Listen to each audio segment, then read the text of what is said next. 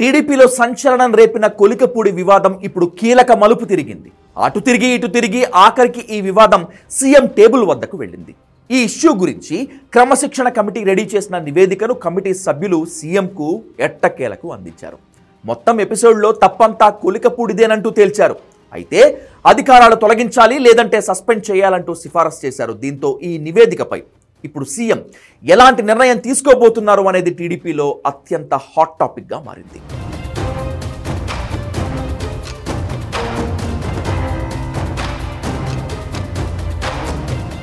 Kolikapudi versus చిన్ని ఎపిసోడ్లో క్రమశిక్షణ కమిటీ ఇచ్చిన నివేదికను చంద్రబాబు పరిశీలించారు.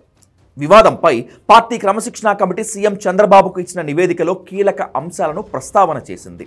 ఈ వివాదంలో తప్పంతా కొలికపూడిదేనని తేల్చింది. ఆయనపై కఠిన చర్యలు తీసుకోవాలని సిఫారసు చేసింది. కొలికపూడి శ్రీనివాస్ వ్యవహార శైలి తొలి నుంచి పార్టీ సిద్ధాంతాలకు భిన్నంగా ఉందని, తప్పటడుగు వేసిన ప్రతిసారి క్రమశిక్షణ కమిటీ పిలిచి వివరణ తీసుకుంటూనే ఉన్నా ఆయన తన శైలిని మార్చుకోలేదని కమిటీ తన నివేదికలో పేర్కొంది.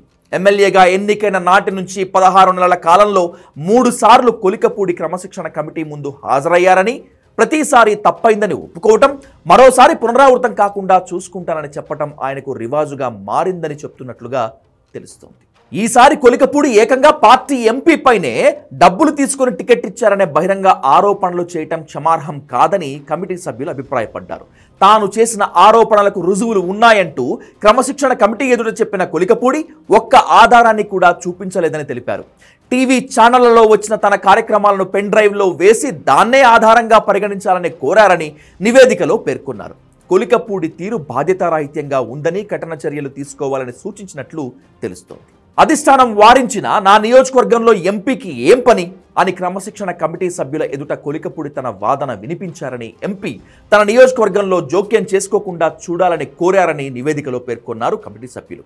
అయితే ఈ వాదన సరికాదన్న కమిటీ ఎంపీగా తన పార్లమెంటు పరిధిలోని 7 అసెంబ్లీ నియోజకవర్గాల్లో కేసినేని పర్యటించకుండా అడ్డుకోవటం సమంజసం కాదని తెలిపింది.